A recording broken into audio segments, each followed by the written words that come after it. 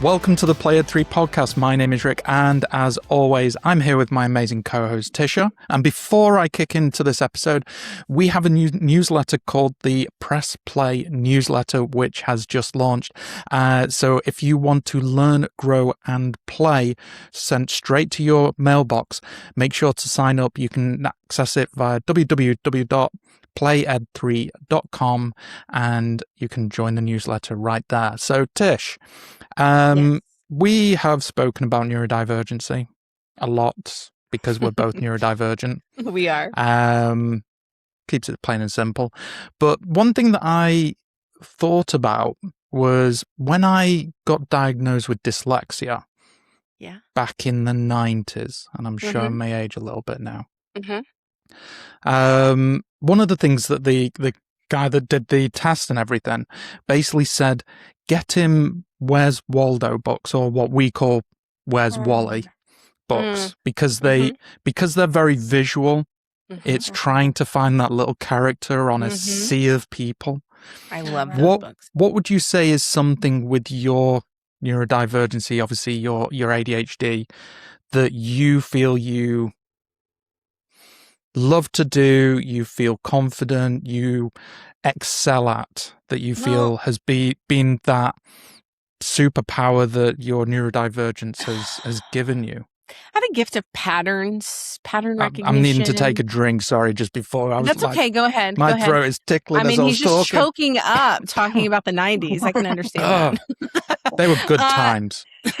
This isn't a commercial either, but it will sound like it is because I'm neurodivergent and I've been doing podcasts for a long time. I love puzzles. Okay, so puzzles, Where's Waldo sounds great. I play a lot of video games. I do a lot of Sudoku. I actually, for fun, I cannot remember the name of the test, but they're not really intelligent tests. It's like a test where it's asking you, like, what's the next in the pattern? What's this? What's this? Like pattern recognition. I take those for fun. I've never told anybody that until this episode. So now you know how much of a nerd I am. New. But recently, I've been playing this game called Q-less. Okay. And what is Q-less? Q-less, it has these blocks inside. Okay, so let me open it up. I thought it was basically referring to the letter Q not being. It is. Okay. That sounds good, because it's like one of my least favorite letters of the alphabet.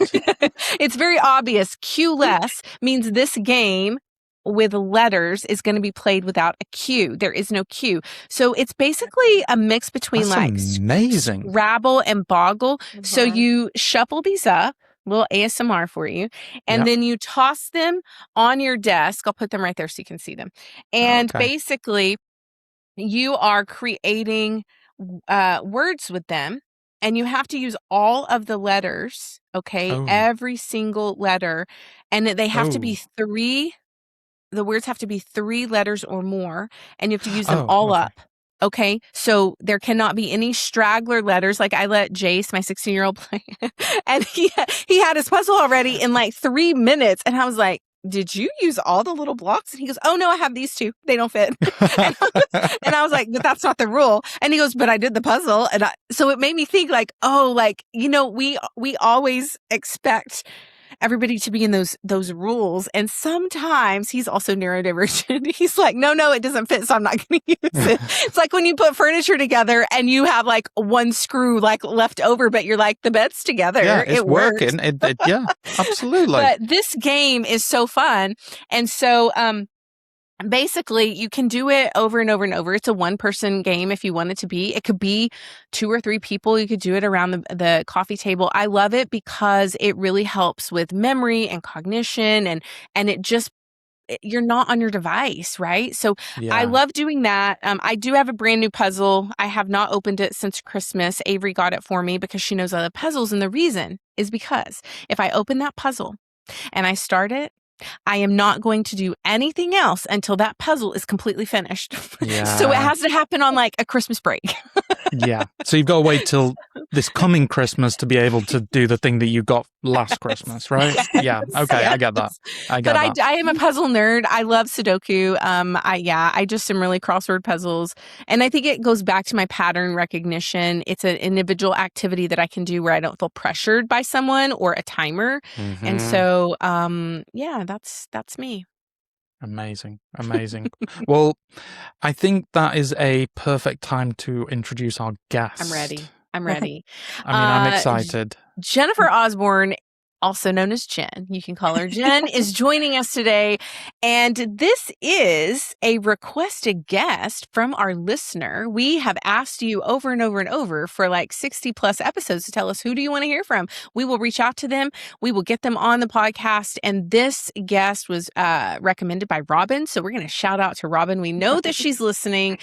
She has been messaging. We love hearing from you in our text messages, our DMs, in our comments.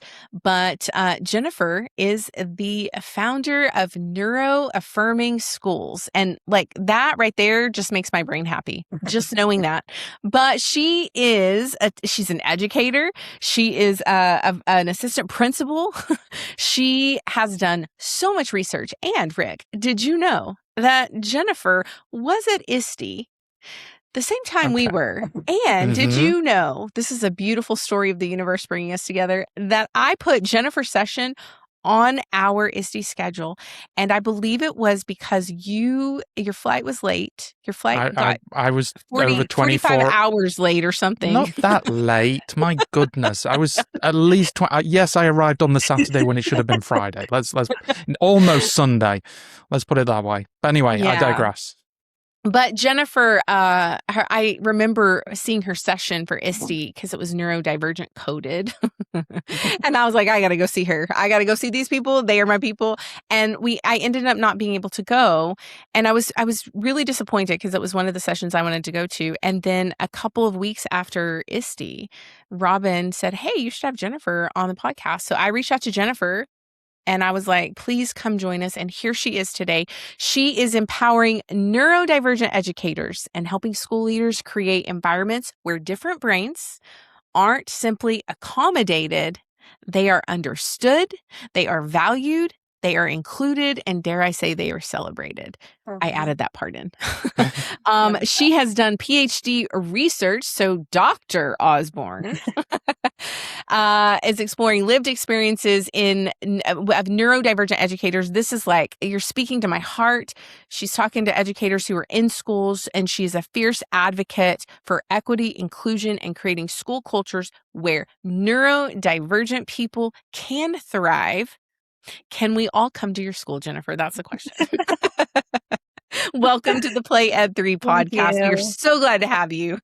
So excited to be here. Thank you so much. That was a really wonderful introduction. And I'm sorry that we did not meet at ISTE. ISTE is a great conference, but it's huge, as we know. Yes. So. You know what? The universe has a way of putting people in your path no matter what happens, because you are meant to know them. And I think that your story and everything that you're going to share today in your podcast debut, this is her very first podcast. So we are going to claim that as our fame one day. Everything she's going to share today is going to be helpful to you. It's going to help your students. But I think really speaking to educators, and I found so much of this as a late diagnosed Gen Xer, so many people are in this boat. Men and women alike. And you know, Rick, there was not a lot of research done in the 90s. We all know that. And the research that was done in the 90s on anybody neurodivergent was happening with boys.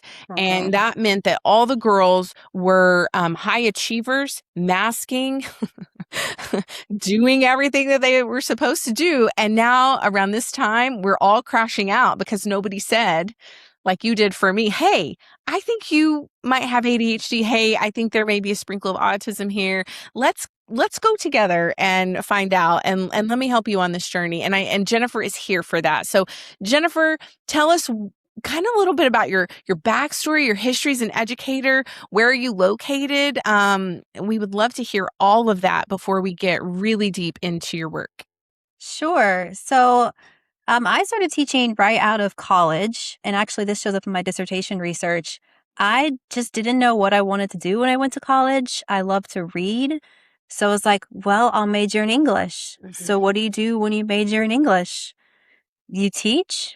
Like that's what you Yeah. do? And so I was like, well, I'll apply for, positions as an English teacher. And so I kind of just fell into teaching that way, but I was very young. I was 22 and I was teaching 9th and 11th graders, trying to pretend like I was 30 and knew what I was doing and did not. But it was a great experience, a crash course in teaching. And so I did that for a few years. And then I heard about international teaching, which could be a whole other podcast because I'm an international teacher. I moved overseas. I went to Korea and then spent most of my career in Asia, where I worked at international schools. Moved into leadership, got a couple of degrees, had kids, and then eventually I ended up in a learning support role when I was working in Jakarta, Indonesia. And I was working with students and I recognized so many of their challenges in myself. And I started to kind of realize that, I always have been I'm officially like diagnosed with generalized anxiety disorder. So I just tend to be more anxious. I've turned it into my superpower because I am very capable of seeing all the ways that things can go wrong. So I have like an ABCD plan for everything, which is really helpful in leadership, actually. And probably have some like unofficial ADHD and things. And I just knew that I kind of learned a little differently than my colleagues. And I saw that in my students. So I became a fierce advocate first for students that were neurodivergent. And when I was working with general ed teachers, they just didn't understand how to empower students with their strengths, because disability is seen as a deficit in schools, even with students. And so I really became passionate about how can we bring out our best selves. And then when I moved into leadership, I started recognizing that in teachers as well. And I've had teachers my whole career disclose to me that they were neurodivergent, because I just tend to be more open-minded, because I think it's okay to learn and process differently. And we just need to find out how we all contribute better and be our best selves. And so just throughout my career, I started my PhD program. I initially started researching students with disabilities because that was my passion. And then I happened upon an article about teachers with disabilities. And I know, Rick, you mentioned that you're dyslexic. So a lot of research, the most research has been done on teachers with dyslexia, is what I found in Europe. Not a lot of American research. Most of it's in Europe with teachers with disabilities. But still, even so, there were like maybe 49 articles that I found about teachers with disabilities, and there was nothing about neurodivergent educators. So I remember saying to my husband one night, I was thinking about a dissertation topic, and I was a year out from finishing my program. And I was like, I think I need to research neurodivergent educators. Like, no one's talking about it, and they are out there. Like, they're great. Like, no one's talking about it. And so that's kind of how my topic was born. And it was a fabulous experience. I interviewed 14 teachers from across the US, and every conversation was just like an hour and a half of, wow, you do that, I do that. And then like the interview was like so conversational, and it was just, I ended up with so much data and wrote this dissertation, and just really excited to share out just kind of what I've learned. Well, I want you, it's like you've read our minds. I always call it neurospicy little receptors. It's like we have this ability to like look far ahead and be ahead of everybody else, but we're all here. You mentioned that you interviewed 14 educators who are neurodivergent. And I'm sure it goes a lot like my my session when I was tested, and they give you the intake form, and they're like, you forgot this. Your intake form is due now. Where is it? Right? Like, before you ever get to the appointment, they're like, we're pretty sure you have ADHD already, just based on this process. But I want to know, what did that research with those 14 educators tell you? Like, what were the top 3 things that you came out of that research going, wow, no, like this is surprising me, or this didn't surprise me? Like, what were they? I think there's so much. First of all, I didn't know if I was going to get any people to talk to me. Like, I just hopped in some Facebook groups and I'm like, hey, does anybody want to talk about being neurodivergent? And because it's such a taboo thing to admit. And one thing my participants said, many of them, it's much easier to say that you have ADHD than to say you're autistic, right? Or to say you're dyslexic. Because teachers have this there's this idea that teachers have to be faultless. This shows up in my dissertation. Yeah. This shows up in teachers with disabilities research. Like, we have to be perfect. We can't process differently. Like, we have to be this like model person. And that's just not people. No. And so I think some things that have come up in my research was relationship building, because these teachers had either negative or positive schooling experiences, probably more negative. They connected with students a little bit differently when they talked to me about their experiences, because they were able to see themselves in those they teach. So they were, and this is something, you know, these are ideas that I've thought about but haven't really articulated until this process, and why I've always really valued student belonging and connection, because I just wanted them to have a better experience than what I had as a student. Yes. And so that was a really big aha moment. Something that came up when I was on Substack reading today, like following some writers I like, and someone mentioned like why people become teachers. And that also showed up. Like, sometimes we fall into this profession because it's familiar. Like, I like routine and structure, and I became a teacher because I knew schools. I knew what was expected. I knew how to act in a school. I knew, you know, what the environment looked like. I knew what it sounded like. And like, choosing a profession that I had no idea what would entail was scary to me. And so that showed up, and I was like, wait, that's cool, because I did that, you did that. And also just the ability to, I'm really passionate about instruction as a leader. They'll tell you at my school, I'm the data person. I love talking about instruction. I read about it. I write about it. And one thing that my participants said is they're very good at differentiating just kind of naturally. I know that's kind of like a dirty word in education sometimes. I've actually written about that. But just because they're used to learning differently, they're okay with their students learning differently. So they use the visuals, or they have multimodal ways of teaching that I don't always see in other teachers, and I'm always trying to get them to try. So that came up in the research. And also like the tough stuff about masking. How they can't be themselves, how they don't connect with their colleagues, how they feel left out in the workroom, how they disclose, do they not disclose? A lot of my participants disclose to their students before they disclose to their administrators, or they need like a peer network, like finding our neurodivergent friends in school, like knowing the teachers who are going to help you when you don't understand the expectation, or you forget about a meeting, or you need someone to decipher this email. Like, there's all these like support systems. And when I say I have so much data, I have so much data, even though it was only 14, like there was so much that was said that I know applies to a bigger population. And that research is hard to get because it is qualitative. It's not a quantitative study, but I feel like there's so much more to learn, which is why I started, you know, this Neuro-AFFIRMing Schools. I don't want to call it a business yet, but like this newsletter and this information sharing is, I don't want it to languish on some university server. Like, I want people to know that this is a population that exists, and we have to talk about it, or we're going to keep ignoring. And that's I think you're right. We can't keep ignoring. I mean, there's just so much. So, and I hear a lot. My cousin is a special ed teacher, and he has been for 23 years. He also taught in Korea. So I wrote your name down because I'm like, make sure I ask my cousin to see if they know each other. Cool. I don't know. See, I don't know all the details, but I'll get them for you. Okay. I was just thinking, you know, I always throw him under the bus. So I don't even know if he's listening to this, but I always do because he's my cousin and he loves me anyway.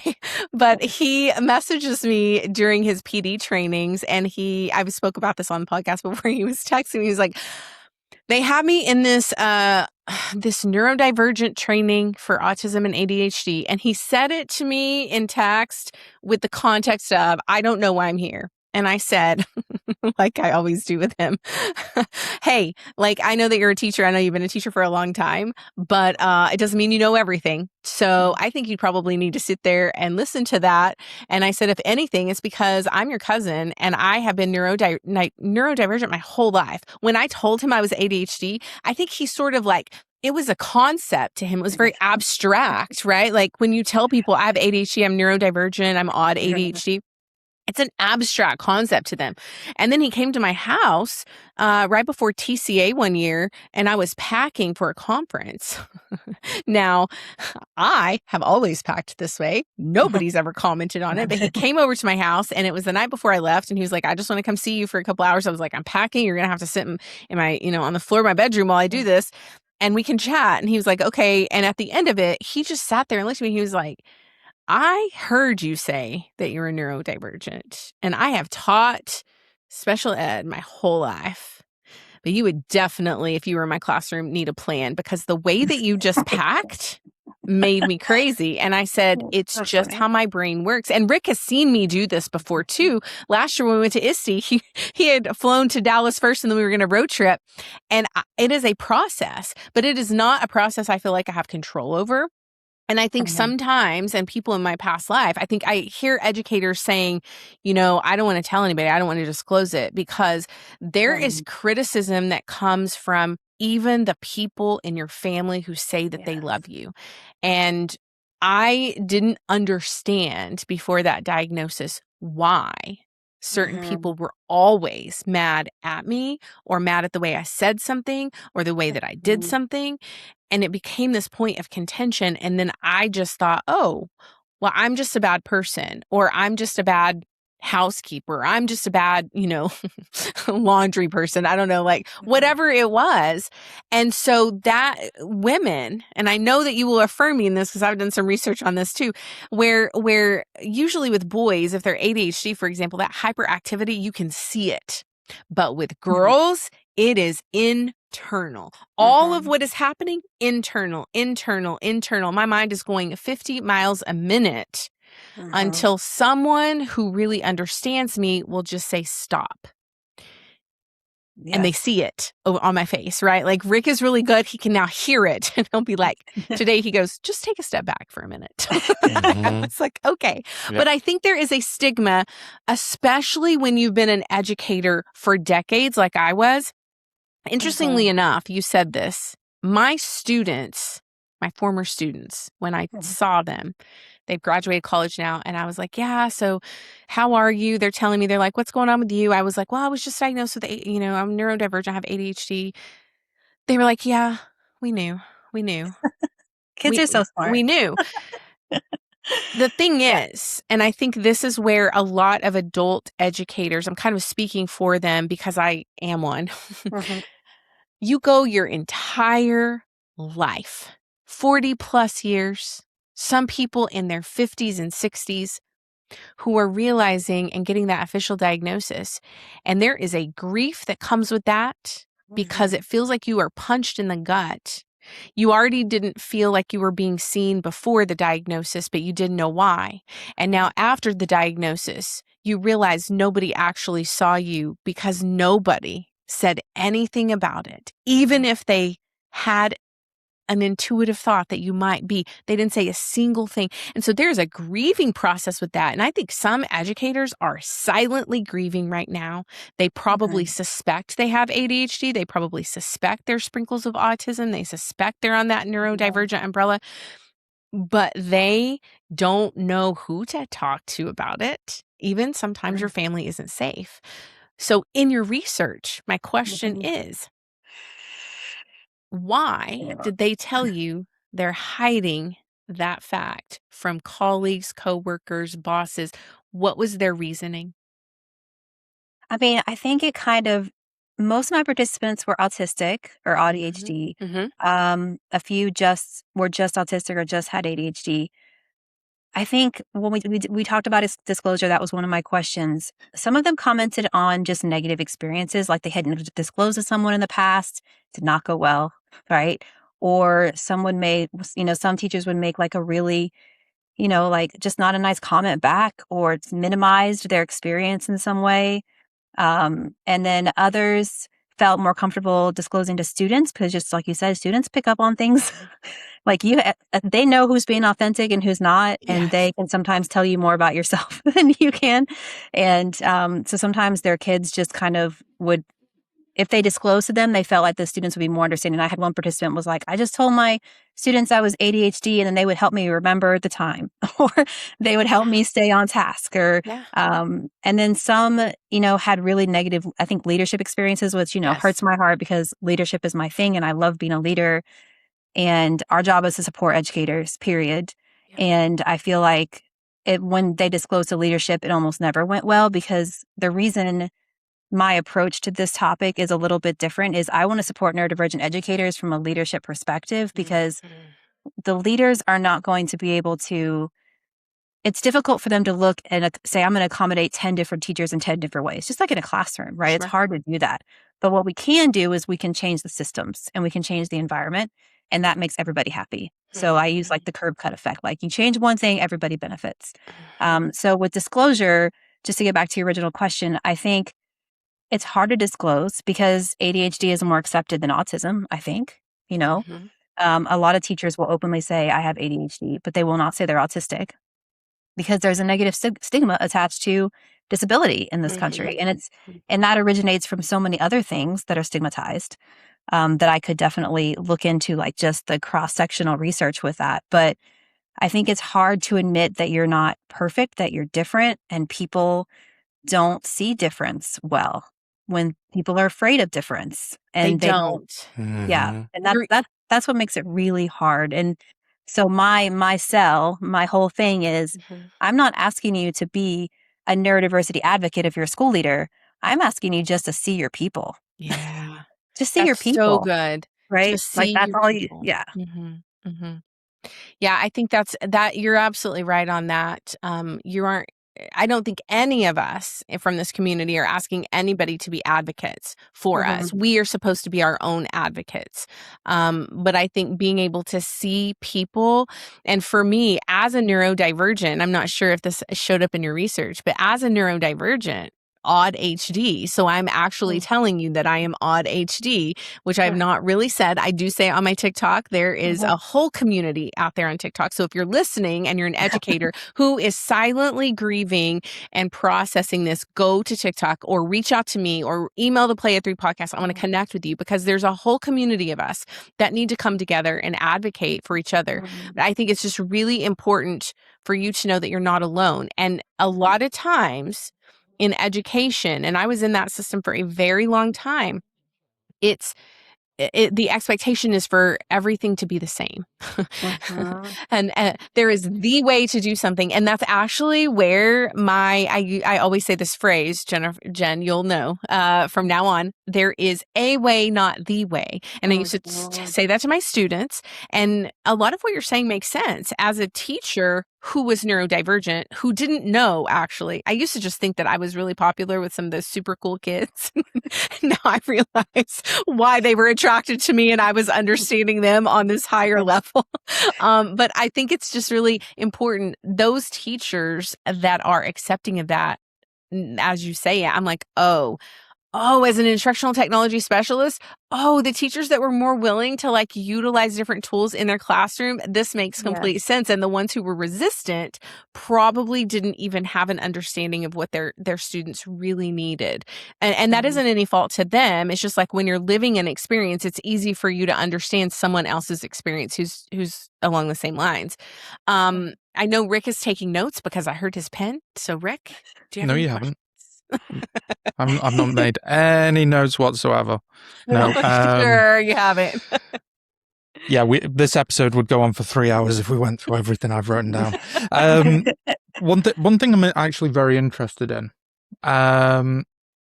Schools tried to accommodate to students who have learning challenges, whatever it might be, and obviously, what you're advocating for is more looking at the teacher focus as well, which is as important. Where would you say, I know that when students been accommodated for, some of those accommodations end up becoming, in my opinion, more damaging to the student because it's like they lower the bar way too much and it's not actually supporting the student. Where do you stand on that kind of philosophy? And also, do you see that being kind of implemented for teachers in schools where they're lowering or trying to accommodate for their neurodivergence, which is actually making it worse for those individuals? That's a great question. And from the student perspective, have you guys ever seen that visual of like equity versus equality, where like you have the kid on the box and it levels the playing field? So that's always kind of, when I talk about equitable for teachers, I think it's important on any team. I'm a coach. I'm an athlete. I've coached sports for a long time. And on any team, you want your athletes to contribute their strengths, right? So I think about that with teachers as well. So I think sometimes that might look like it's different for certain teachers. But in my mind, if you're a neuro-affirming environment or neuro-affirming school, that you're capitalizing on the strengths of your people. And that means that it's more about finding ways for all of us to contribute for this higher mission of educating these students than it is making sure we all have the same duty responsibility or, the same responsibilities after school or the same roles on a PLC team. Like, it is okay if some of us do work that looks different from others of us. And I think the same for kids in a classroom. My session in ISTE was about productive struggle and space belonging access, which I've carried over to neurodivergent educators, is really important. Like giving students a chance to convey their learning in a way that suits their brains. That is the mission of education. It is not penalizing for using extra time or, messing up on a test, but you only get one shot and you fail. So I talk a lot about error analysis and making sure that we are grading on knowledge. We are not grading on behavior. And it's the same for teachers. Like we're not grading on, or we're not assessing them on being perfect and having silent classrooms where the students are really compliant. We're really looking at, are you using your strengths as a person to reach the students in your classroom? Because what one teacher might be comfortable with, and my participants said this, some participants were like, woohoo, it's chaotic, it's crazy, I love all the movement. And some of my participants were like, I need it quiet.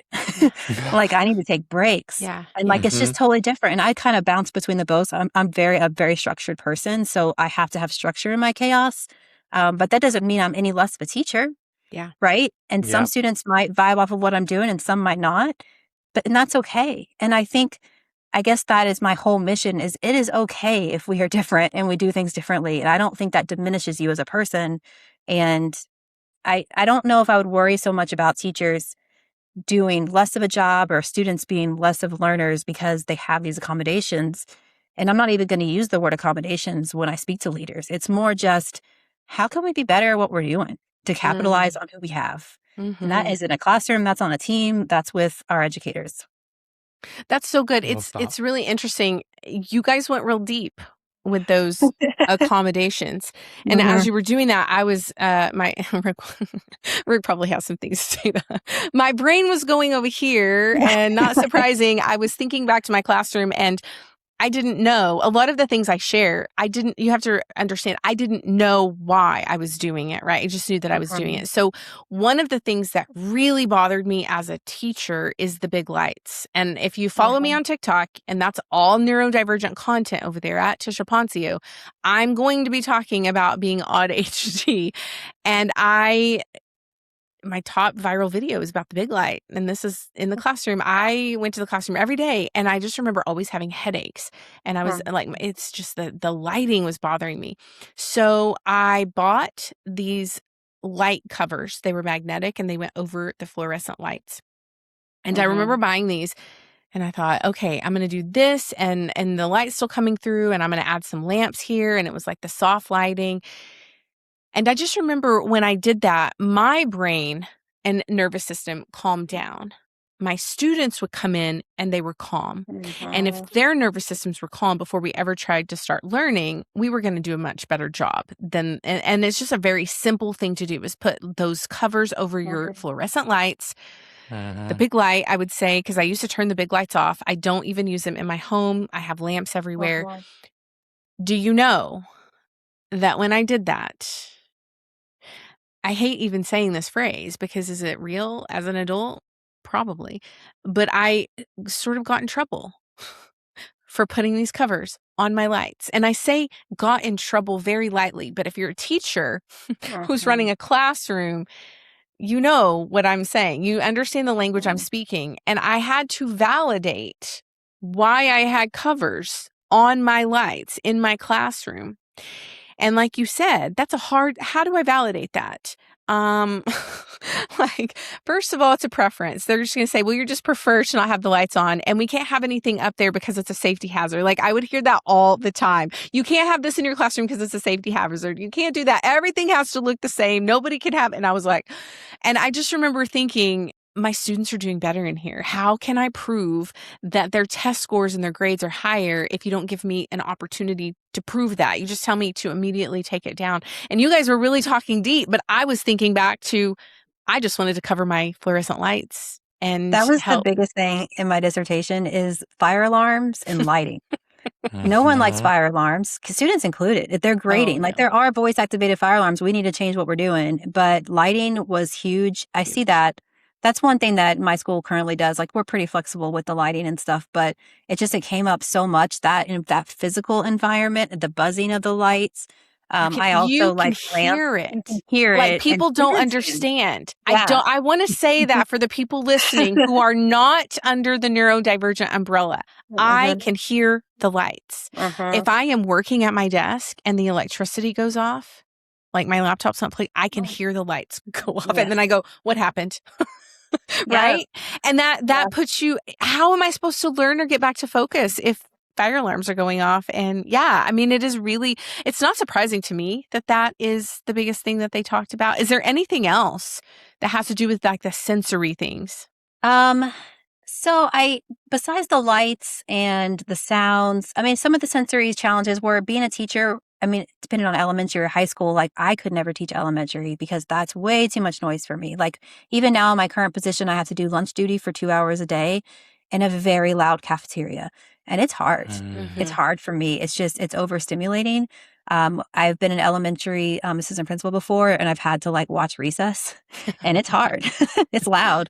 So I think they talked but you that's how I'm a high school teacher, right? So I chose the environment that I knew would suit me a little better. Yeah. But some of the challenges just with noise, but knowing how to structure your classroom, not feeling guilty if you need to structure your classroom differently than your neighbor. I think that's really important, and having the power to like use lamps, turn down the lights. One suggestion I threw out recently for leaders was to have some kind of workroom that is inviting for teachers, like put a couch in there, throw a lamp in, have a space like a desk with some noise canceling headphones. So if a teacher is kicked out of their room because another teacher has to use it, or, that happens in schools, they have a place they could go where they can throw on their headphones and just be quiet. And those are not big changes. They're just like small things that we can do to make it more comfortable, because that physical environment is really important. And we talk about that a lot with students, but we don't talk about it with teachers very much. And even duty stations, like if you have a teacher who gets overstimulated by noise, give them a quieter duty spot. The teachers who don't mind the noise, who thrive off that environment, give them the one that's noisier. It's okay. It's okay. I'm like, give me library duty, because I want to be in the library. Yeah. But the thinking is like, how dare we let them choose, right? Or how do we let teachers, it's just very top down in schools. And I've written about the hierarchy. Like it just is. And I'm part of that system as assistant principal, and I'm trying not to be the top down person, but there is this idea that we have to treat teachers the same. That's it. That is the idea. It's so weird to me. It's a weird idea to me, because we're saying that we should treat all the teachers the same, but we're not doing that in our classrooms. And those same teachers are advocating for student voice and choice. And I just don't understand that concept. I think I would really ask leaders. I think that is where it really is helpful for you to come in and maybe even help the neurodivergents like me. Like, how do you have a conversation with your leader and say these things? If you don't want to disclose that you're neurodivergent, how can you have a conversation with your leader and say, like, I get headaches, and rather than taking medicine, I'd really just like to put these lights on these little covers on my lights. And that's okay. And I think over the years, because I don't openly disclose at work, I just say what I'm good at. Yeah. Like on a PLC team, I'm good at paperwork. I'm good at taking notes. So my whole career, I've been the note taker. Yeah. I've been the one that have tracked our minutes, and I'm the one that uploads the file. And I may not be like the most outgoing, because I'm an introvert at heart, which is funny to see like an introverted leader. But I like the more quiet roles. I like organizing things. So, and I think you say to your principal, this is what I'm good at. Like, let this be one of my responsibilities. That's good advice. That's really good advice, is like telling them what you're good at. Because we as neurodivergents know what we're good at. We know our strengths because it feels comfortable and things flow. If it's not our strength, it feels hard and it makes us want to cry. Like the lights. No, that's great advice, actually. Now, I did some research. Rick did some research. You were on a TEDx stage before? I was. It was for our school. It was in Jakarta.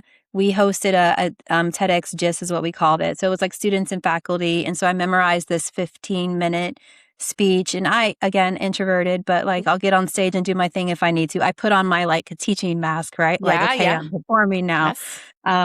And I was really into personalized learning. When my kids were born, I went down this whole self-directed education, Peter Gray, homeschooling.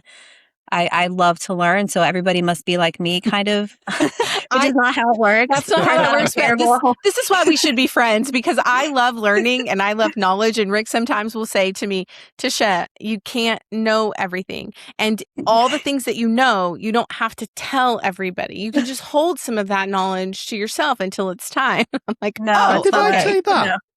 No. We've talked about that before. We have. You forgot. It's really like, and so during the TEDx talk, I just talked about my journey of becoming, I was a very traditional teacher because I was new. I was 22, I didn't know what I was doing. I was copying my colleagues. And then when I went to international schools where we use one-to-one MacBooks before anybody went one-to-one in the States. And I just became an instructor, like more focused on personalizing learning and project-based learning and standards-based grading and all the things that are more innovative. And I really I started feeling like we need to listen to kids more when they're doing their assignments. So I was an English teacher. I just started doing a lot more assignments that were authentic. So you're going to write something, we're going to put it on the internet, right? We're going to make a blog, or you're going to record a podcast, or, we're going to write a movie, you're going to make a movie trailer, like whatever was getting them engaged and having them share with people.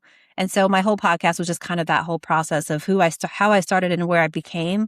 Really interested in personalized learning. And that all feeds into why I'm so passionate about instruction now, because I get bored very easily and I'm not a lecture kind of teacher. And I try to use that in my role of like, have you tried these things in your classroom? And let's talk about instruction.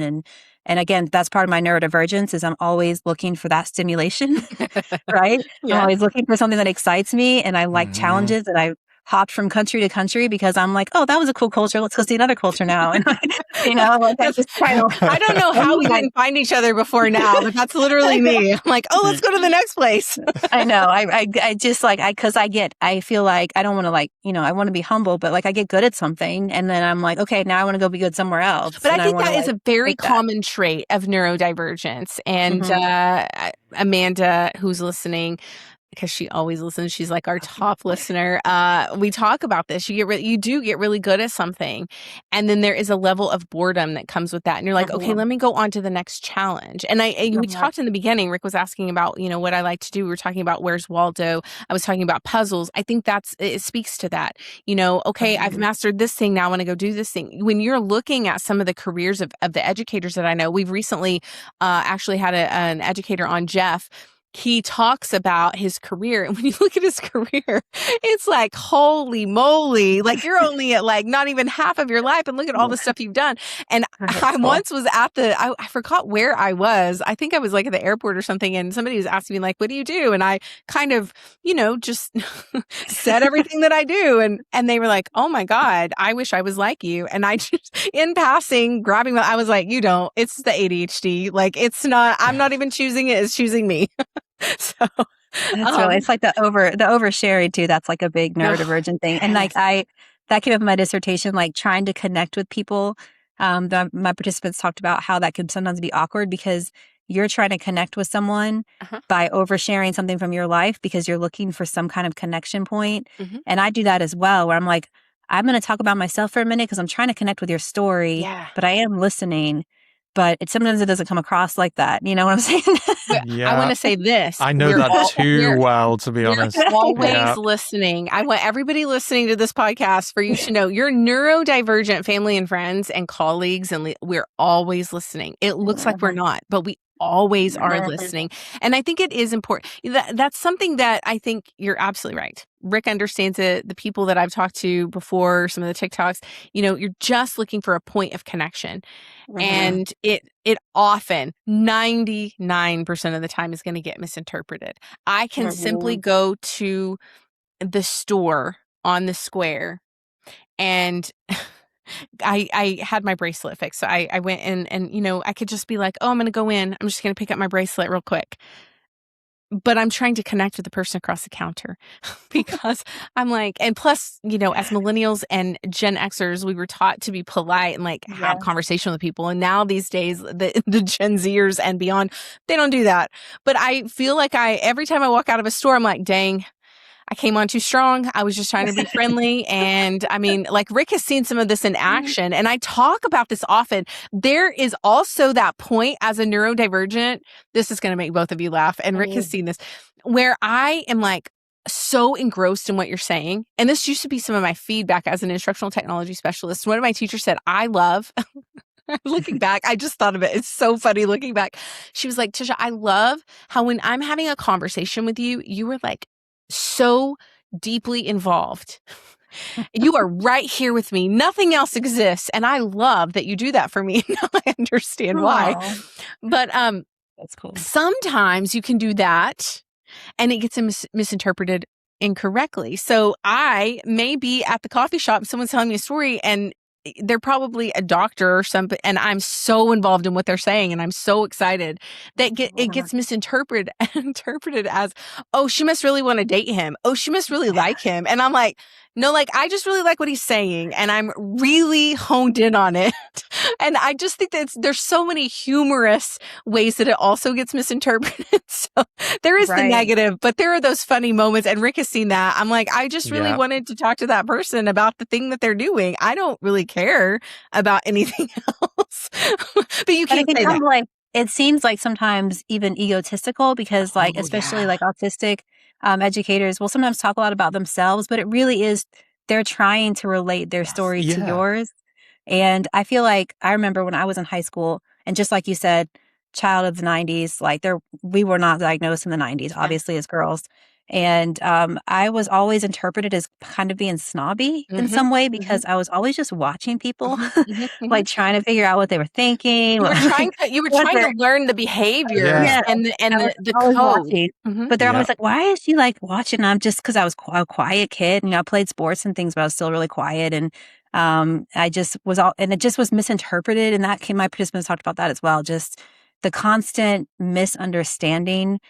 And there's not necessarily a fix for that, except if we can just change the mentality a little bit to it's okay if someone communicates differently and try to, again, see someone for who they are. And that's more education and more awareness. And one of the reasons I'm not saying I'm creating neuro-inclusive systems is because inclusion has this negative connotation now with DEI in America, especially, not so much at the international schools I've been at, but in America, where I don't even want to touch the word because we're not at inclusion yet. I need leaders to see that neurodivergent educators exist. We're here in your schools and you don't even know.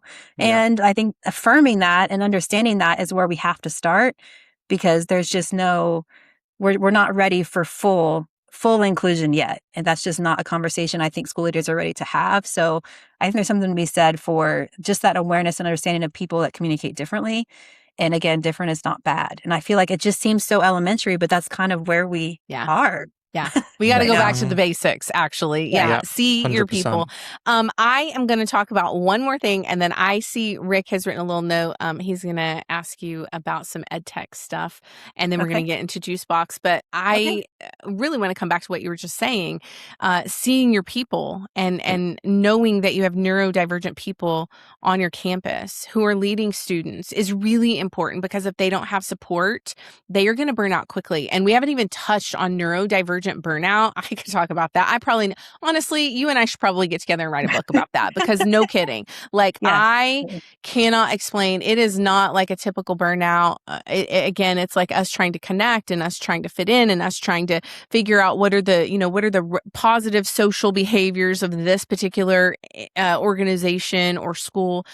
So you are reframing essentially being aware. So neuro-aware is what I'm going to call it. Being neuro-aware as a retention lever. Yes. And I think that is brilliant because just back to what I said, your neurodivergent teachers are giving. Teachers in general are giving. That's all they do is give to everybody, right? So that's already like a little red flag of burnout. But then you've got the neurodivergent teachers who are really trying to navigate all of those things plus the giving. So we've got some more flags there. They're out of spoons every day. If you haven't looked up the spoon theory, please go do that. There's a TikTok video on my channel, but teachers are leaving at a very high rate. And I think that you're right. I want you to tell me more about the retention, what these 14 educators said to you. Are they still in their roles? Have they left education since you've interviewed them? I want to know a little bit about that. That's a good question. And I actually asked that. One of my questions was, why do you stay when it's so hard?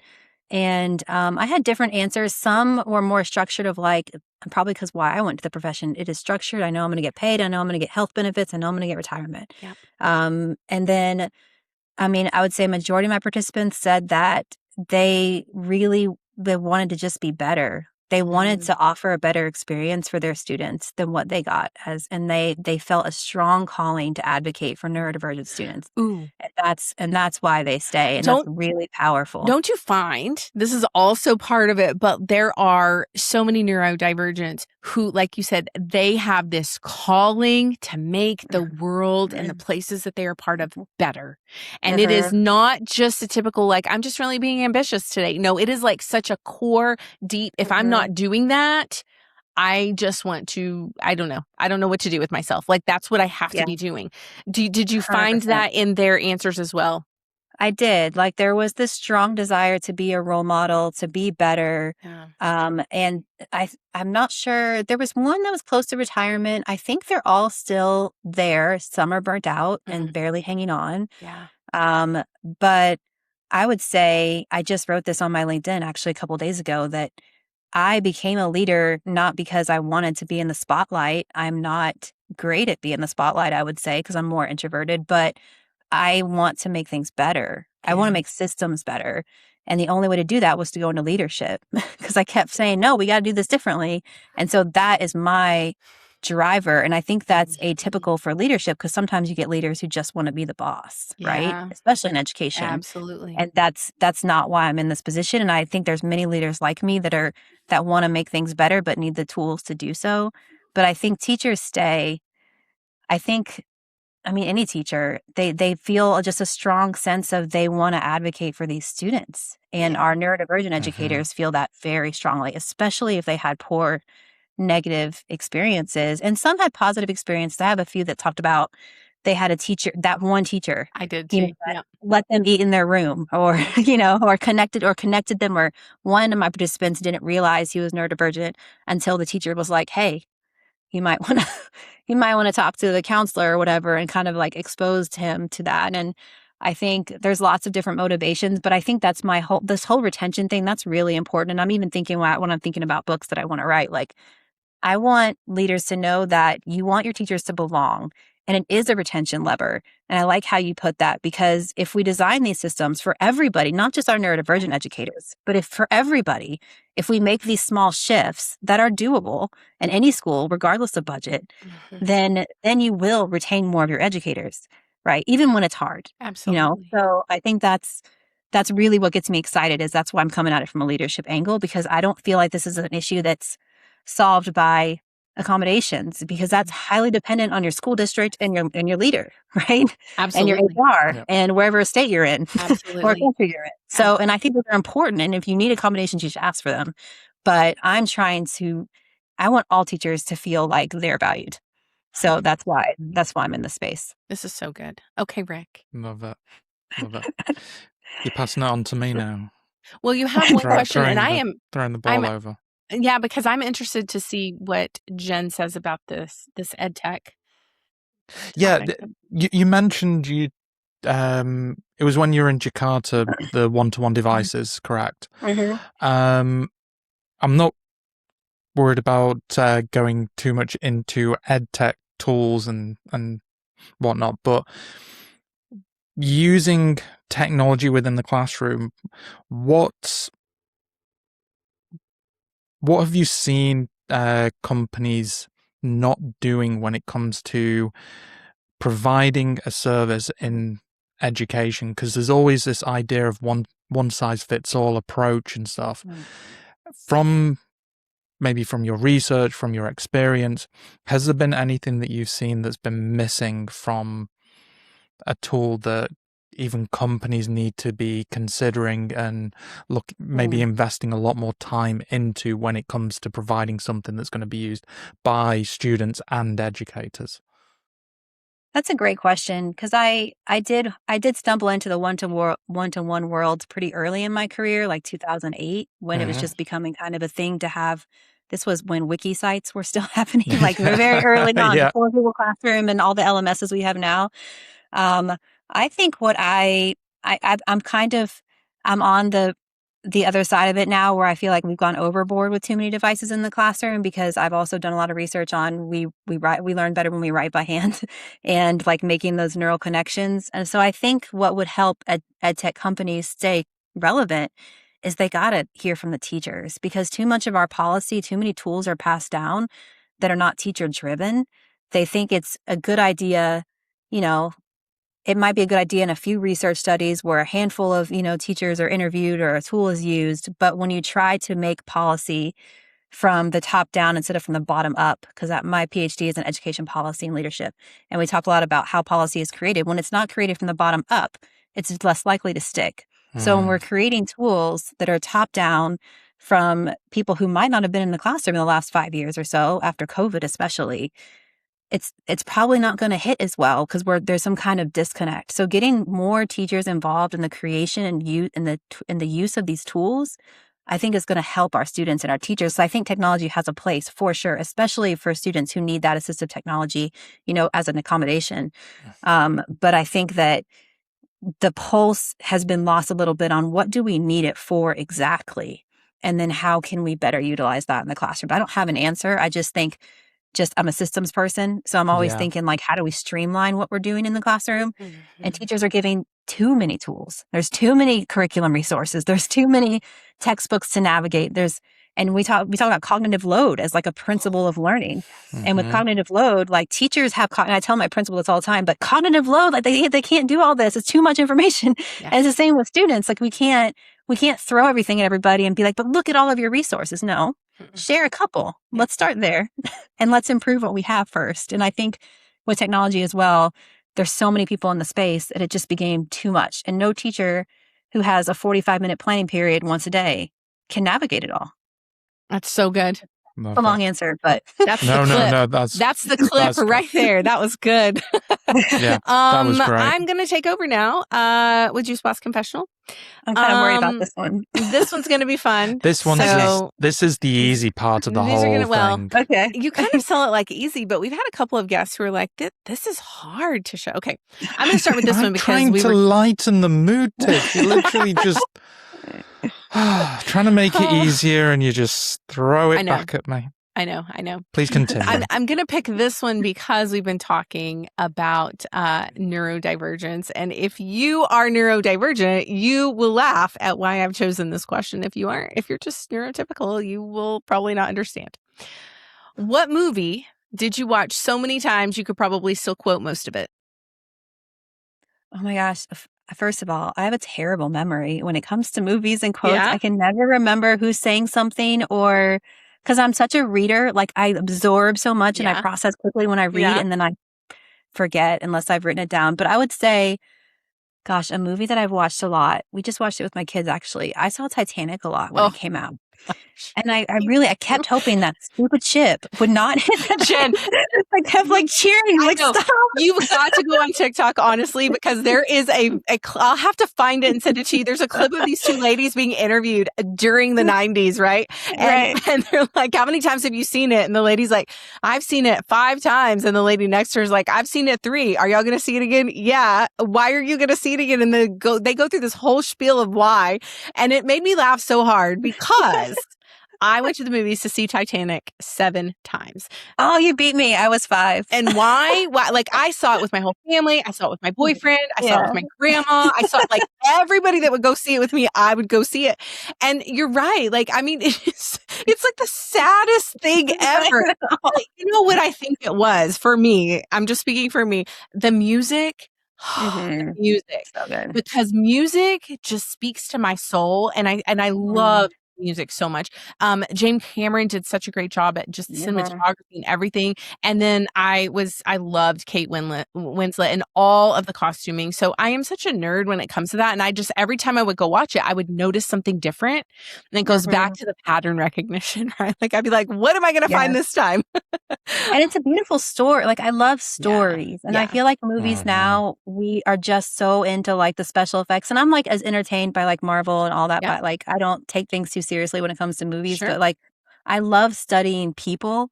And that's an interest for me, is understanding their motivations and their perspectives. And I feel like the storytelling was just really good. Another one that, I mean, Project Hail Mary is another one I've only seen a couple of times, but it just makes me feel really happy inside. And I love that. I love Rocky. My daughter is making me a crocheted Rocky for my birthday. That's so cute. I'm very, very excited because I'm like, please make this for me, because I just love their friendship. And I just love like wholesome. We're watching Ted Lasso right now. And I just love being positive. Yeah. So I'm not good. I can't quote anything. So I'm not good at that. I'm a great reader. I need to probably, this is a new TikTok that you've helped me just create in my head, but I have the type of neurodivergence where I will be having a conversation with anybody and they will say one line and it will automatically spin me into a movie and the exact quote and the person that's saying it. And so like Rick is laughing because I do it all the time and I don't even mean to. It just like is one of those things that happens as a neurodivergent.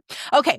So I'm going to shift some of these from movies to books because I know you're a reader. So I'm wondering, what was your favorite childhood book and do you still have it?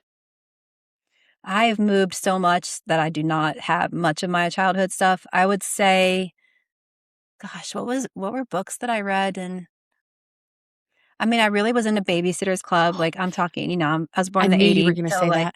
I knew it. Babysitter's Club, Sweet Valley High. And I try to get my kids to read it. They're like, no. Yeah. They're so good though.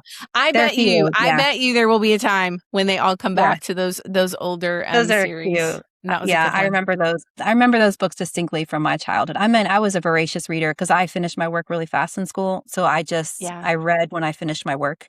Yeah. And so that's how I got into reading when I was a kid. I loved reading. I read the Babysitter's Clubs, the Boxcar Children. Like I could go on and on. Judy Blume, everything from Judy Blume. I actually got to meet her. Yes, I was an ELA teacher. I don't think I told you that before. So I went, like you were like, what do you do when you like reading? Oh, you teach. You become an English teacher. Okay, let me ask you this. What was one brand or item that you desperately wanted because everybody had it?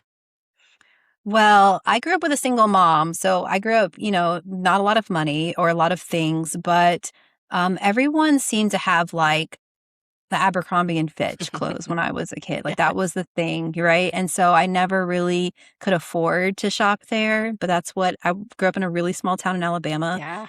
And that's what everybody wore, or like American Eagle or something.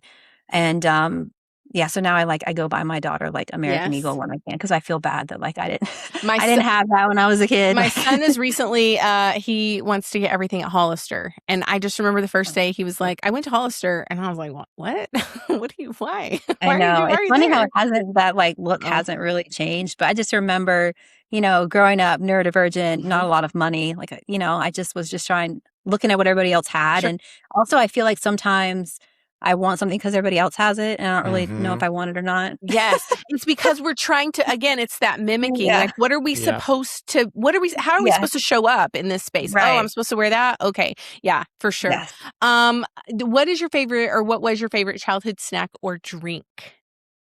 Oh man, I grew up on Kool-Aid and I would never let my kids have it now. Like that is like, that's so bad for you. Like it's so much sugar. Like I was just pouring sugar, sugar, sugar. And I'm like a big health nut now and I'm a runner and I'm like, oh gosh. But yeah, that's what I grew up, again, single mom household. Like I just, whatever was in the cabinet and Kool-Aid and yeah. That's amazing. I don't know. I'm going to ask you this one last question because I think this will be fun. Okay, this is going to be my last question. It's around celebrities. So I want to know if you had a celebrity poster in your room as a kid, and if so, who? So I can remember from being a teenager, I was really into like alternative music. So I liked Incubus when they first came out. So I had a picture of Brandon Boyd in my room, which my boyfriends probably didn't appreciate, but that was a band I still really like. Again, I'm a lyric person. I was, English teacher. So like lyrics really speak to me. And so I just really loved their music. And that's one I can remember. I don't think I hung up a lot of other posters. I used to put poetry on my walls because I was really into poetry. Yeah. Well, who is your favorite poet? I don't know if I ever had. I mean, I really liked reading Shakespeare when I was in high school, and that's a niche thing to say, Jennifer. Yeah, I mean, I feel like because again, it's the storytelling. I don't know if I loved it. I probably appreciated it more when I started teaching. I liked it too. I know. I was actually in Romeo and Juliet for our theater class, and nobody wanted to do it. And I was like, "Why are you guys not excited about this?" Right. We just did that one. Yeah, I think it's hard. It's hard to read. I probably didn't get a lot of it when I was in school, but I just, again, lyrics and words speak to me. That's like the thing I love is words. And that's why I like to write. So that's kind of, I can't remember I read like Bronte and stuff like that, but I don't really remember like loving everything. Yeah. Well, that is going to lead me to ask the very important question that Rick normally asks. I know that you write on Substack. Where else can our listeners connect with you? Sure. So my website is Neuro-AFFIRMing Schools.com, and you can connect to my newsletter from there. I just released, I'm calling it a playbook because I'm trying to release these actionable strategies that I surfaced in my research and also just from my further reading that leaders can start doing. So this is like an 8-page playbook with immediate shifts that leaders can make in their schools to help educate all educators. And so that's what I've just been working on. And in my newsletter, like I said, I don't want my dissertation to just sit quietly on the Texas Tech server. I want to share all this work that needs to be shared. So I have a weekly newsletter where I just share parts of my research. So participant quotes, things that came out of my research just to make it more available and seen.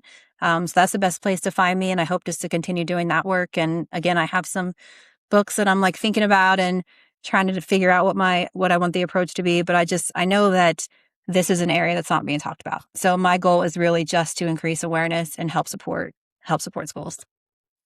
Awesome. Amazing. Well, Jennifer, thank you for joining us on the Played 3 podcast. All the links to where Jennifer mentioned will be in the description below. Can't speak right now, and I'm trying to end this episode. That's not good. But if you've enjoyed this episode, please give it a thumbs up, follow us, subscribe wherever you are listening to this podcast. It really does help the channel out. And until next week, we will see you then. Bye for now.